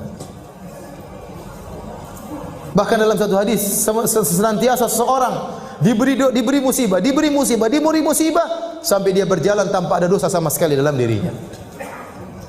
Kata Nabi SAW, "Idza arada bi abdil khaira ajjalahu al-uqubata fid dunya." Kalau Allah menghendaki kebaikan bagi seorang hamba, Allah segerakan hukumannya di dunia. Wa idza arada bi abdihi syarra amsaka anhu yaumal qiyamah. Amsaka anhu hatta yuwafiya biha yaumal qiyamah. Kalau Allah menghendaki keburukan pada seorang hamba, Allah tunda, nanti Allah balas pada hari kiamat kelak. Kata Nabi SAW, "Inna Allah idza ahabba qauman ibtalahum." Sungguhnya kalau Allah mencintai sebuah kaum, Allah akan beri ujian kepada mereka. Jadi musibah yang menimpa kita apapun, kita harus hadapi dengan baik. Kalau kita hadapi dengan baik, maka musibah tersebut akan menggugurkan dosa dan akan mengangkat derajat sekaligus. Tapi kalau ternyata kita terkena musibah, ternyata kita jaza, kita marah-marah, kita ngamuk, kita tidak hadapi dengan kesabaran, maka musibah tersebut tidak menggugurkan dosa-dosa, bahkan menurunkan derajat seorang hamba. Jadi ibu-ibu hadapi permasalahan dengan tenang. Ibu-ibu sakit, tenang. Jangan menunjukkan bentuk protes kepada Allah seperti, aduh ini sakit kok nggak sembuh-sembuh. Ini seakan-akan protes kepada Allah Subhanahu wa taala. Hadapi dengan baik, ya. Hadapi dengan baik. Jangan sampai kita menghadapi musibah ternyata kita marah-marah kepada Allah, maka itu tidak akan menggugurkan dosa-dosa seorang hamba. Tentunya kita tidak ingin, jangan kita minta sama musibah kepada Allah. Jangan kita bilang, ya Allah berikanlah musibah kepadaku, dosa-dosaku terlalu banyak. Jangan. Kata Nabi SAW, la tatamannau liqa'al adu, fa idza laqitumuhum fathbutu. Janganlah kalian minta bertemu dengan musuh, tapi kalau sudah ketemu, sabar. Jangan minta musibah kepada Allah, tapi kalau Allah kasih musibah, kita sabar menghadapinya. Lebih baik Allah mengampuni dosa-dosa kita dengan istighfar daripada dikasih musibah. Itu tidak. Namun terkadang kita ini istighfarnya enggak beres, terkadang tobatnya enggak beres. Maka Allah ini masih punya ada dosa-dosa, untuk mencuci dosa-dosa ini Allah kasih musibah. Kenapa? Karena istighfar kita tidak beres, tobat kita tidak beres. Kita sudah bertobat, kita sudah istighfar, ada dosa-dosa kita yang sudah gugur, tapi belum semuanya. Nah ini untuk menggugurkan sisa dosa-dosa yang belum gugur ini, maka Allah kasih apa? Musibah. Jadi ibu sabar kalau menghadapi apa? Musibah. Tapi itu sebab yang keberapa tadi? Itu. Sebab yang ke-8, ma yahsulu fil qabri minal fitnati wad-dhaqtah war-raw'ah. Apa yang dialami oleh seorang muslim dalam kuburannya tatkala difitnah, itu ditanya oleh malaikat Munkar dan Nakir dalam kondisi menakutkan. Al-aswadani al-azraqani. Kata Nabi SAW, malaikat Munkar dan Nakir dalam kondisi berwarna biru dan dalam kondisi berwarna hitam, mengerikan dilihat, membuat orang lupa dengan jawaban, tidak bisa menjawab pertanyaan malaikat Munkar dan Nakir. Kemudian terjadi dhaqtah, itu dhammah, dia seperti dihimpit oleh kuburan. Setiap orang akan mengalami tersebut dalam kuburannya. Dalam satu hadis, ya Rasulullah sallallahu alaihi wasallam bersabda, "Inna lil qabri dhaqdatan, walau kana ahadun najian minha naja minha Sa'ad bin Mu'adz." Kata Nabi, sungguhnya dalam kuburan itu ada tekanan. Tidak ada seorang pun yang selamat. Seandainya ada orang yang selamat, maka yang akan selamat adalah Sa'ad bin Mu'adz. Siapa Sa'ad bin Mu'adz? Sa'ad bin Mu'adz adalah seorang sahabat yang meninggal karena terkena panah dalam perang Khandaq. Akhirnya dia meninggal dunia. Waktu dia meninggal dunia, kata Nabi SAW, ihtazza arsyur rahman limauti Sa'ad. Arsy Allah bergetar karena kematian Sa'ad bin Mu'adz radhiyallahu taala anhu. Artinya dia orang yang sangat soleh. Tetapi dia pun tidak lolos dari dhaqtah, dari tekanan dalam kuburan. Tekanan-tekanan seperti ini dalam kuburan itu bukanlah siksa kubur, tapi sesuatu yang dialami oleh seorang mukmin tatkala dalam kuburan. Seperti kelaziman orang masuk dalam kuburan. Seperti seorang tatkala di dunia, dia sedih, dia merasakan sakaratul maut. Bukan berarti karena dosa-dosanya, tidak. Tapi hal itu adalah kelaziman dari kehidupan. Tatkala kehidupan akan meninggalkannya, dia akan merasakan sakaratul maut. Dan itu akan mengurangi dosa-dosa. Sama tatkala seorang masuk dalam kuburan, dia langsung mengalami dhammah, dhaqtah dari dalam kuburan. Itu akan menggugurkan dosa-dosanya. Baru nanti kalau sudah ditanya oleh malaikat Munkar dan Nakir, baru dia akan, kalau bisa jawab, mendapatkan nikmat kubur. Kalau enggak bisa jawab, dapat azab kubur. Kata Syekhul Islam Ibnu Taimiyah rahimahullah taala, ini adalah sebab di antara dosa-dosa digugurkan tatkala dalam kuburan seorang mengalami penghimpitan dari kuburan. Sebab yang ke-9, ahwal yaumil qiyamah wa karbuha wa syada'iduha, yaitu kondisi-kondisi yang berat pada hari kiamat. Karena seorang tatkala dibangkitkan pada hari kiamat dalam kondisi sangat berat, dibangkitkan dalam kondisi tidak beralas kaki, tidak berpakaian, tidak ada harta yang dia bawa, dibawa terik matahari dalam jarak 1 mil, keringat bercucuran, kondisi sangat mengerikan. Kemudian tatkala dia disidang, dia menghadapi kondisi sangat mengerikan, yang menyidang Allah Subhanahu wa taala. Tatkala dihisab, sama, juga dia mengalami perkara yang sangat berat. Dibongkar aib-aibnya, disebutkan kesalahan-kesalahannya yang selama ini tersembunyikan. Kemudian di mizan tatkala ditimbang.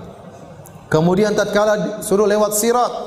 Bayangkan lewat sirat yang sangat tipis dan sangat tajam. Sementara di samping-sampingnya ada kalalib, khatatif, besi-besi yang siap mencabik-cabik orang yang melewatnya. Semua kondisi hari kiamat sangat mengerikan. Kata Syekh Islam Taimiyah rahimahullah taala, seluruh kondisi-kondisi ini akan mengurangi dosa-dosa seorang hamba. Oleh karenanya di antara orang yang lewat di atas sirat, ada sebagian kaum muslimin yang waktu dia lihat sirat maka tercabik-cabik badannya. Sampai-sampai dia tidak bisa berjalan di atas sirat kecuali dengan perutnya.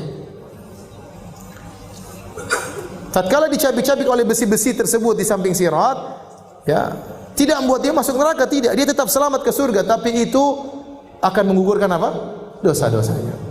Akhirnya dia selamat, akhirnya dia masuk surga. Taib, itu sebab yang ke-9. Sebab yang ke-10, kata Syekhul Islam Taimiyah rahimahullah taala, rahmatullahi wa afuhu wa maghfiratuhu bila sababin minal ibad. Yaitu Allah merahmati, Allah mengampuni, Allah memaafkan tanpa sebab dari hamba.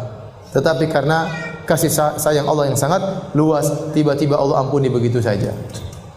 Bisa saja Allah melakukan demikian. Makanya dalam ayat Allah mengatakan, "Wa ma asabakum min musibatin fabima kasabat aydikum." Setiap musibah yang menimpa kalian tidak lain kecuali akibat ulah perbuatan kalian. Wa ya'fu an katsir. Dan banyak Allah ampuni dosa-dosa kalian. Tanpa ada sebab, tapi Allah ampuni begitu saja karena kasih sayang Allah Subhanahu wa taala. Ya. Baik. Demikian saja hadirin hadirat rahmatillah subhanahu wa taala, di antara 10 sebab penggugur dosa-dosa. Semoga dosa-dosa kita diampuni oleh Allah Subhanahu wa taala. Kalau ada yang bertanya saya persilakan, wallahu taala alam bisawab.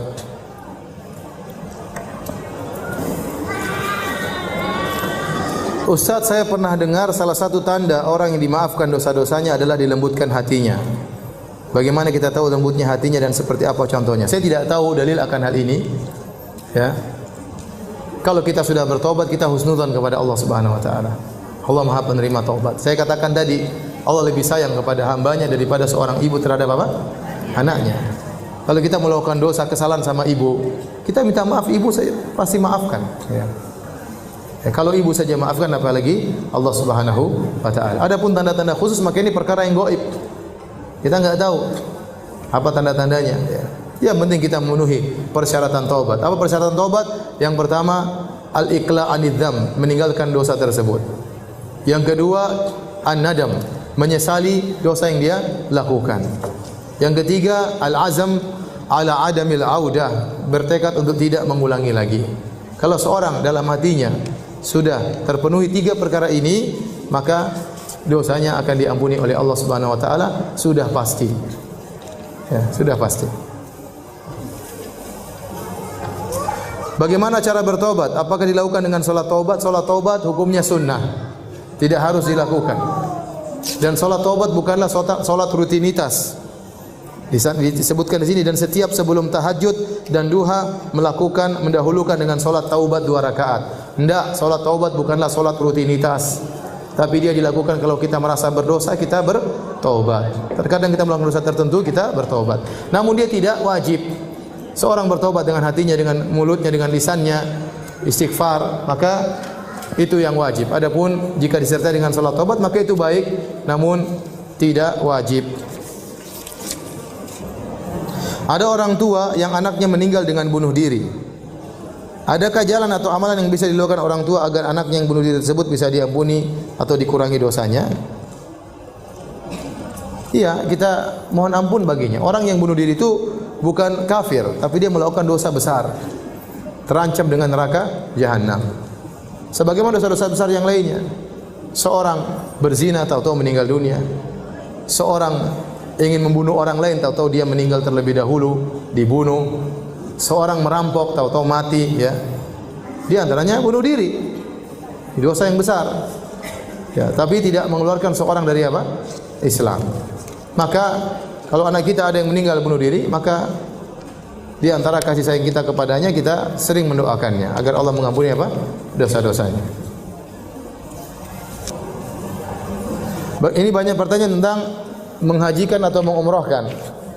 Ada namanya haji badal, demikian juga umrah badal. Akan tetapi orang yang ingin menghajikan orang lain, dan ini ijma ulama tentang bolehnya, syaratnya dia sudah harus haji terlebih dahulu, baru dia boleh menghajikan orang lain.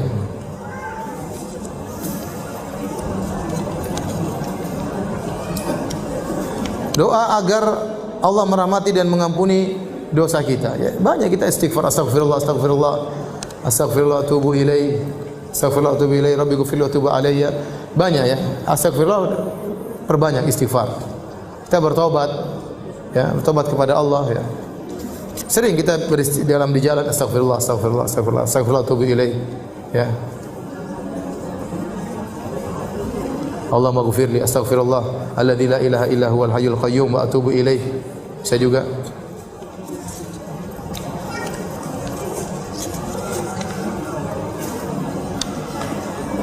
Apakah berdosa bila menyembunyikan atau tidak menceritakan hal-hal yang tidak menyenangkan kepada suami agar suami tidak stres? Tidak ikut memikirkan hal yang tidak menyenangkan. Iya, tidak semua kita ceritakan kepada suami. Tidak semua yang ada di benak kita ceritakan kepada suami. Kalau menurut kita suami tidak perlu tahu, ya enggak usah kasih tahu. Tapi kalau menurut kita suami perlu tahu karena ini berkaitan dengan kemaslahatan rumah tangga, maka kasih tahu. Tapi kalau ada tetangga bertengkar kemarin, kita lihat lempar-lemparan sama suami istri, satu lempar piring, satu lempar pisau, enggak usah kita cerita. Nanti suami stres. Enggak usah. Ada perempuan datang ke rumah nangis-nangis macam-macam, kemudian ini suaminya ini. Kalau kita tahu suami pulang kerja capek, enggak usah kita ceritakan. Suami tambah pusing.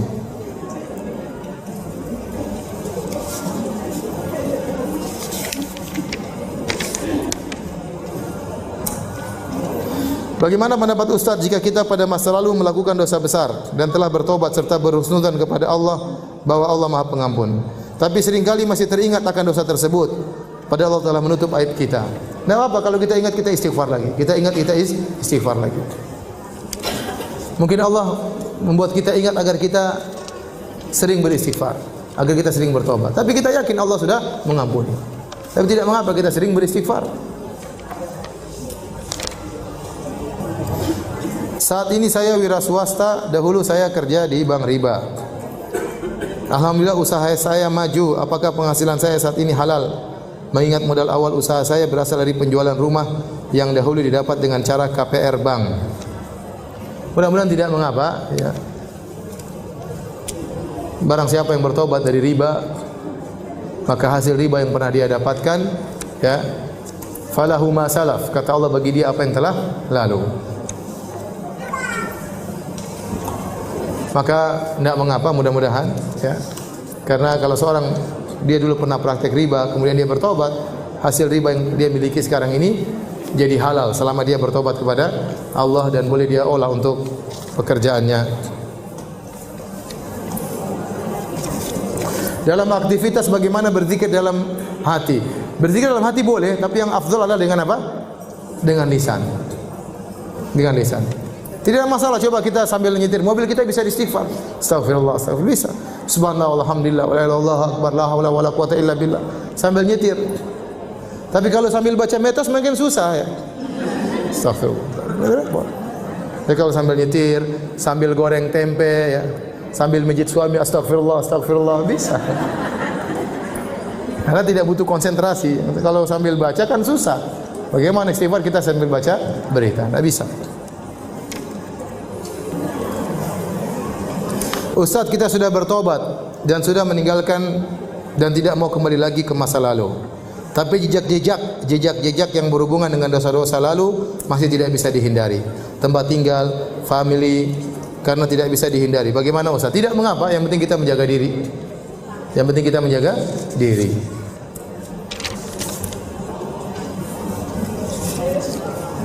Apa hukumnya kalau punya usaha rental sound system? Karena alat sound system ini suka disewa untuk acara wedding, untuk musik-musik, acara pameran untuk musik.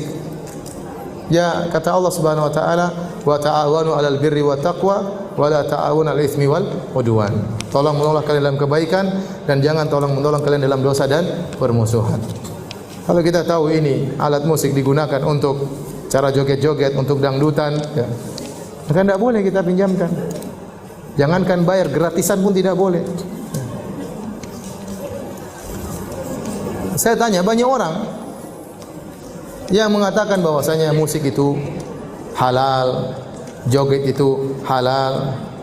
Tapi kalau lihat orang joget, kemudian meninggal lagi joget, apa perkataan dia? Su'ul khatimah, subhanallah. Katanya halal. Kenapa ada orang meninggal lagi nyanyi dibilang apa? Su'ul khatimah. Kenapa ada orang meninggal lagi joget dibilang apa? Su'ul khatimah. Berarti fitrah dia tahu itu enggak baik.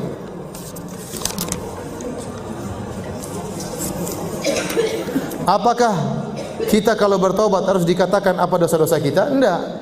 Ya terserah, kalau kita di hadapan Allah kita bebas, tapi jangan bilang sama orang. Ya. Kalau sama Allah terserah, ya Allah saya pernah begini, ya Allah ampuni dosa-dosaku. Tapi meskipun kita tidak bilang, kita bilang ya Allah aku bertobat kepadamu, Allah tahu isi hati kita. Tapi kalau kita ungkapkan enggak ada masalah. Tapi jangan didengar sama orang, karena namanya dosa itu harus kita tutup, itu aib kita. Jangan kita share, jangan kita bongkar.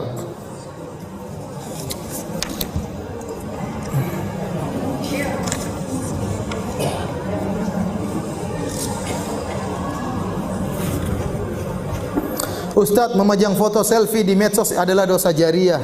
Dikategorikan dosa jariah itu untuk yang membuka aurat atau sama pula dengan yang berhijab. Karena di medsos banyak sekali foto-foto muslimah berhijab syar'i dan juga bercadar dengan dalih berdakwah atau juga berjualan pakaian syar'i. Tujuan berjilbab itu apa sih? Tujuan berjilbab itu untuk dilihat atau untuk agar auratnya tertutup? Bukan untuk cari perhatian. Makanya di antara syarat jilbab tidak boleh memakai jilbab yang menarik perhatian.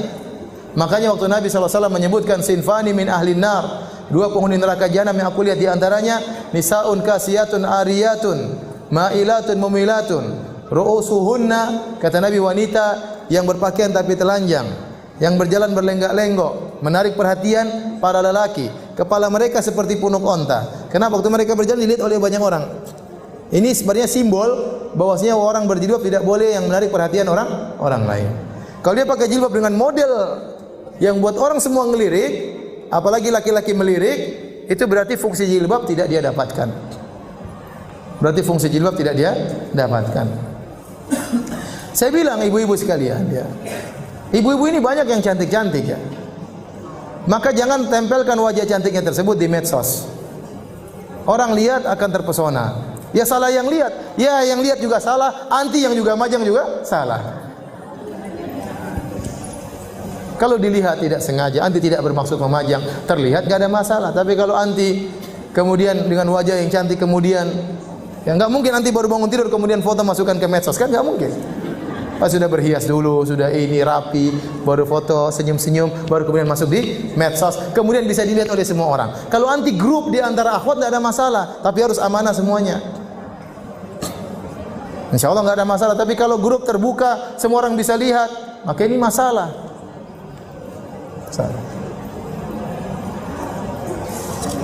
Bukankah pusat kecantikan di wajah, ya atau tidak? Di wajah pusat kecantikan. Yang bisa menggoda orang diantaranya wajah, kecantikan wajah. Lihat dengkul ya mungkin tergoda tapi kurang. Lihat jempol mungkin tergoda tapi kurang. Tapi kalau lihat wajah itu yang sangat menggoda.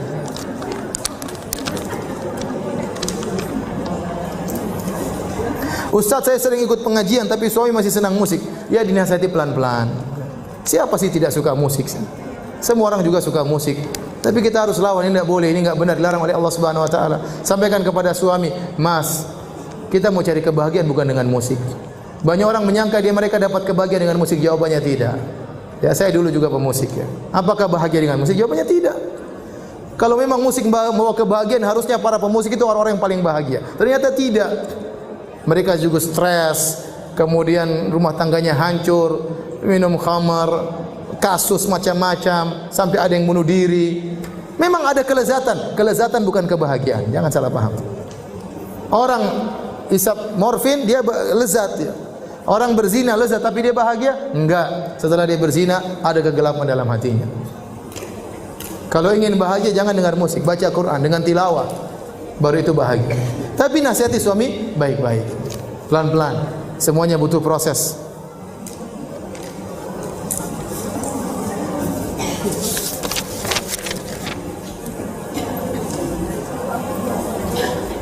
Rabbi ghfirli wa liwalidayya warhamhuma kama rabbayani shaghira.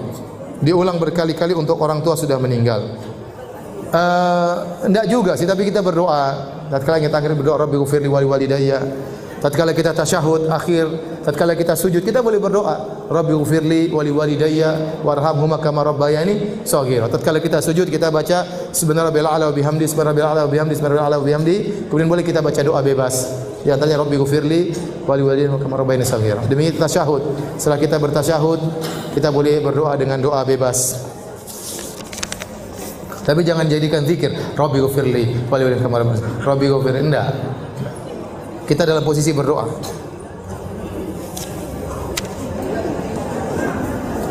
Dalam rincian penggugur dosa ketiga, amal soleh atau kebaikan-kebaikan. Apabila memiliki tetangga yang memelihara kucing dan akhirnya banyak kucing-kucing lain yang berkumpul, termasuk yang tidak dipelihara, dan kotorannya dibiarkan di sembarang tempat, namun pemilik kucing termasuk orang yang rajin melakukan ibadah sunnah dan wajib. Apakah ini termasuk perbuatan zalim yang bisa diampuni? Mengingat hingga kini masih saja hal tersebut berlangsung. Kita tegur ya, karena kita boleh berbuat baik tapi tidak boleh mendolimi apa? Orang. Ya. Jangan sampai kita melihara hewan kemudian hewan itu tidur di rumah kita bersih, beolnya di tetangga. Ya, jangan. Tetangga terganggu. Ya, jangan.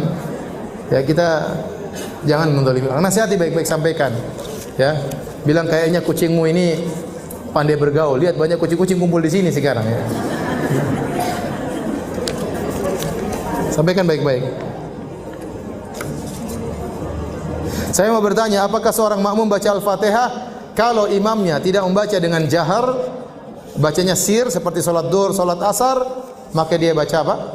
Al-Fatihah. Demikian juga imam pada rakaat ketiga, rakaat keempat. Maka makmum baca Al-Fatihah. Jadi makmum baca Al-Fatihah tatkala salat zuhur, salat asar, demikian juga salat maghrib dan isya pada rakaat ketiga dan rakaat keempat. Adapun kalau imam ternyata bacanya dengan jahar, dengan suara yang keras, maka makmum tugasnya mendengarkan. Tidak perlu dijaharkan. Karena fungsi imam baca itu untuk didengar oleh makmum. Imam baca buat siapa? Buat kita dengar. Kalau Allah Maha mendengar, kita dengar. Nah, kalau kita Allah tatkala imam baca Quran, kita ternyata baca sendiri, kemudian dia baca buat siapa? Ya. Akhirnya apa? Kalau imam baca, kita baca juga di belakang, akhirnya kita tidak konsentrasi. Akhirnya kita baca cepat-cepat. Bismillahirrahmanirrahim. Maliki yaumiddin, ya kan? Kita enggak tahu kenapa suara kita kalah dengan suara imam pakai mikrofonnya besar. Akhirnya apa? Kita tidak konsentrasi. Jadi yang benar bahwasanya ini ada khilaf, tapi yang benar bahwasanya kalau imam sudah baca dengan suara keras, kita tidak perlu baca lagi. Ustaz, apakah dosa pernah berbuat zina termasuk dosa yang bisa diampuni? Iya. Ini dosa besar, tapi kalau orang bertobat kepada Allah, maka dia akan diampuni oleh Allah Subhanahu wa taala. Ini tidak perlu cerita ke orang lain. Tidak perlu cerita kepada orang lain. Apapun dosa yang dia lakukan, dia pernah berzina, pernah ini, jangan dia cerita sama orang lain. Itu aib, dia sembunyikan. Jangan dia ceritakan kepada suaminya, jangan dia ceritakan kepada istrinya. Itu aib, dia sembunyikan. Ada orang datang kepada seorang ustaz, ustaznya cerita sama saya. Dia bilang, "Ustaz, saya mau cerita dosa, Ustaz." Kata ustaz itu, "Jangan kau cerita, enggak boleh." "Ustaz, saya enggak tenang, saya harus cerita sama antum." "Jangan kau cerita." "Enggak Ustaz, saya harus cerita." "Ya udah cerita, apa dosamu?" "Saya berzina." "Ya sudah, kamu jangan cerita lagi." "Ustaz, saya mau cerita dulu, saya berzina sama siapa." "Jangan cerita." "Saya harus cerita Ustaz." "Enggak, kamu dah cerita. Allah Maha Pengampun." "Enggak, saya enggak serak Ustaz, saya harus cerita." Ustaznya akhirnya bilang, "Udah, cerita." Kata dia, "Ustaz, saya cerita sama saya zina sama si fulana." Ustaznya ngamuk, "Sama si fulana? Kurang ajar kamu ya." "Allah ampuni tapi saya tidak," katanya. Jadi kalau punya dosa, tidak usah cerita-cerita. Mungkin dulu pernah gini, pernah apa kayak pernah berzina, pernah morfin, pernah apa, udah sembunyikan aja, nggak usah cerita sama orang lain.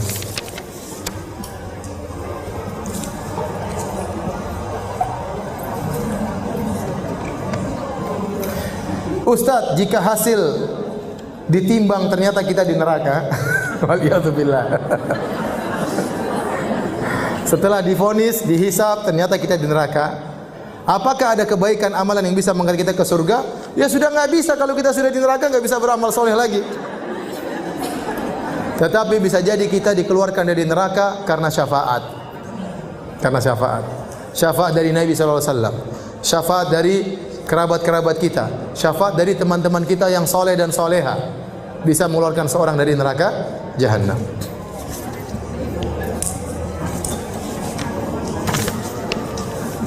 Dan syafaat dari Allah Subhanahu wa taala.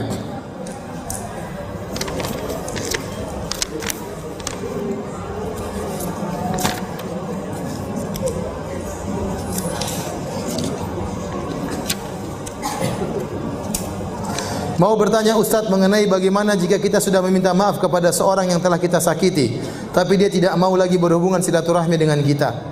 Tapi dia mengatakan bahwa dia sudah ikhlas memaafkan. Ikhlas beneran apa ikhlas terpaksa? Apakah maaf kita diterima Ustaz? Ya mudah-mudahan. Tetap kita berbuat baik. Belum tentu dia mau bergaul lagi dengan kita, dia khawatir terulang lagi kedua kali. Tidak wajib kemudian dia mau dekat lagi dengan kita. Yang penting kita sudah minta maaf, kita berbuat baik kepada dia. Zahirnya dia sudah bilang saya sudah ikhlaskan, ya sudah, kita baik saja. Kalau dia mau bergaul lagi dengan kita, alhamdulillah. Kalau enggak ya enggak apa-apa. Yang penting kita jangan dendam dan jangan menambah lagi kesalahan kita. Ya.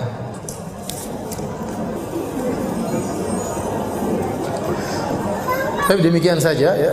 Banyak pertanyaan yang tidak bisa saya jawab karena keterbatasan ilmu saya ya. Sampai di sini saja kajian kita ya.